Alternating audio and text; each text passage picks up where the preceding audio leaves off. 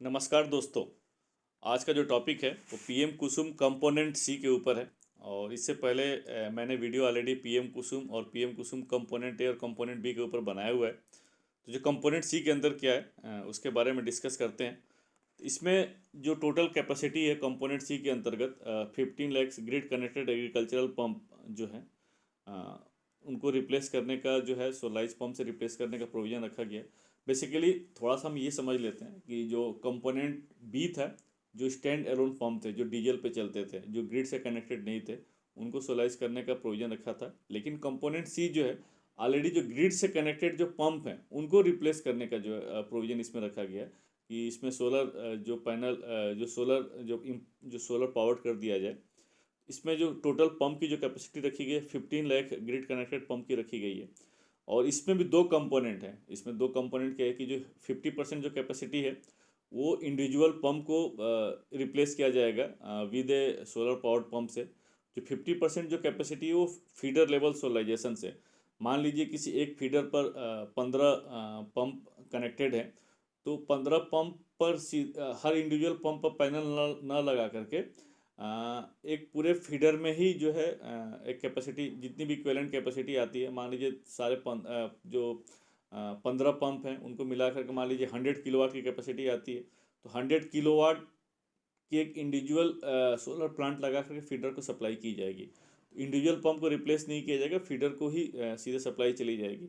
तो ये इसमें जो 15 लाख पंप है, आप ऐसे समझ सकते हैं कि अगर 15 लाख जो ग्रिड कनेक्टेड पंप हैं जिसकी टोटल इक्विवेलेंट कैपेसिटी जो 11.2 गीगावाट आ जाती है, तो इसका 50% जो है 5.6 है, 5.6 गीगावाट जो है इंडिविजुअल पंप को रिप्लेस किया जाएगा और 5.6 गीगावाट फीडर लेवल पर इसको कैपेसिटी लगाई जाएगी। इसमें जो टोटल पंप की जो मैक्सिमम कैपेसिटी इसमें जो रखी गई है 7.5 हार्स पावर तक रखी गई है। और इसमें जो पैनल आप लगा सकते हैं, तो जो पंप की कैपेसिटी का 2 टाइम्स तक आप केवल पैनल लगा सकते हैं इन किलोवाट टर्म्स में।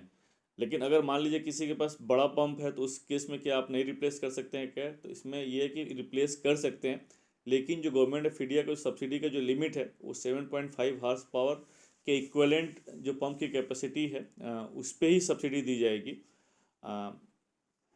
लेकिन आप कर सकते हैं, हायर कैपेसिटी के पंप को भी आप रिप्लेस कर सकते हैं, बट सब्सिडी लिमिटेड रहेगी।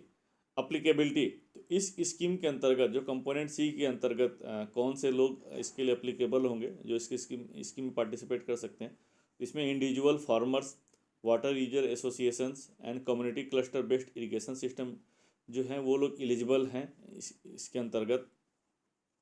इम्प्लीमेंटिंग एजेंसी, तो इस स्कीम को इम्प्लीमेंट कौन करेगा? तो एक्चुअली थोड़ा सा प्रोसेस हम लोग समझ लेते हैं कि जो कंपोनेंट सी के अंतर्गत जो कैपेसिटी है उसमें स्टेट गवर्नमेंट या स्टेट से रिक्वेस्ट आती है कि मुझे इतनी कैपेसिटी चाहिए, मुझे अपने स्टेट्स में इतने रिप्लेस करने हैं। उस बेसिस पे गवर्नमेंट ऑफ इंडिया जो है मिनिस्ट्री ऑफ रिन्यूएबल एनर्जी जो है एलोकेट करती है कैपेसिटी। लेकिन जब स्टेट रिक्वेस्ट करती है तो स्टेट गवर्नमेंट को ये भी बताना पड़ता है कि इसको इम्प्लीमेंट कौन करेगा, वो डिप्यूट करती है। इसमें बोला गया कि डिस्कॉम्स हो सकते हैं, जनरेटिंग कंपनी हो सकते हैं, या इरिगेशन डिपार्टमेंट हो सकते हैं। जिस भी एजेंसीज को जो स्टेट गवर्नमेंट नॉमिनेट करती है कि on behalf of state government ये एजेंसी जो है इस स्कीम को इम्प्लीमेंट करेगी। तो ये यहाँ पर इम्प्लीमेंटिंग एजेंसी का मतलब ये है।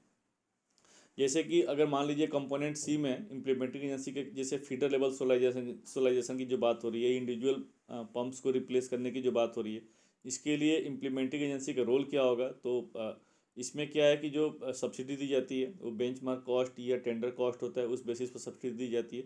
इसके लिए जो टेंडर निकाला जाएगा, टेंडर निकालने के बाद उस टाइम पीरियड के अंतर्गत कैपेसिटी लगी है नहीं है, जो स्पेसिफिकेशन जो एज पर जो गाइडलाइंस है उस स्पेसिफिकेशन को फॉलो कर रहे हैं कि नहीं कर रहे हैं, इन सब चीज़ों की जितनी सारी मॉनिटरिंग है या जो एक्टिविटी करना है वो इम्प्लीमेंटिंग एजेंसी का ही रोल होता है।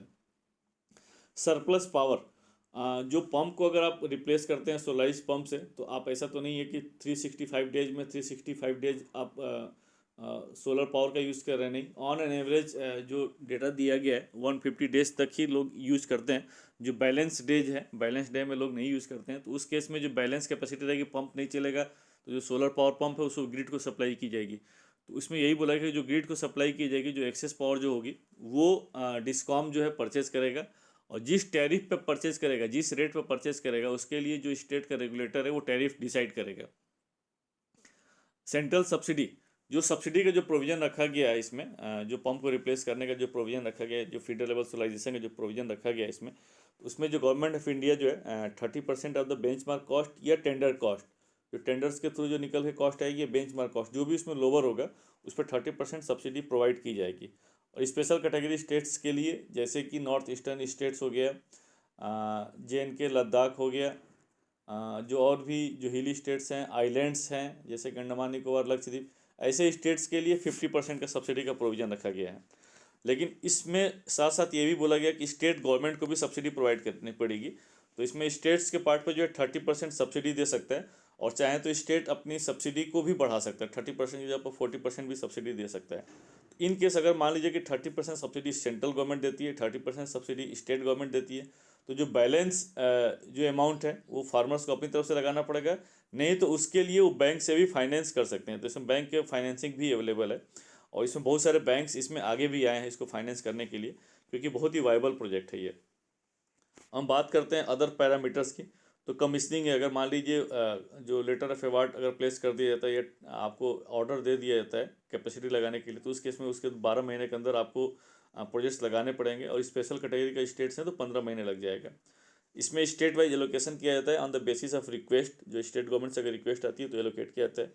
और DCR मैंडेटरी, जो इसमें सोलर पैनल लगाए जाएंगे तो वो मेड इन इंडिया होना चाहिए, जो सोलर सेल्स और मॉड्यूल है मेड इन इंडिया होना चाहिए, जिससे इसका पर्पज़ यहाँ के एक तो ये है कि रिलायबिलिटी बढ़ाने का है, क्योंकि अगर इसमें छोटे छोटे जो किसान हैं वो लोग हैं तो, और जो पैनल्स की लाइफ जो हम लोग कंसीडर करते हैं 25 साल की लाइफ कंसीडर करते हैं, तो पैनल एक जो स्पेसिफिकेशन है, स्पेसिफिकेशन और रिलायबल हो, लोकल सप्लायर हो, कि सो दैट की वारंटी गारंटी चीज़ों को प्रोविज़न दे सके, तो इसलिए इसमें DCR का रखा गया।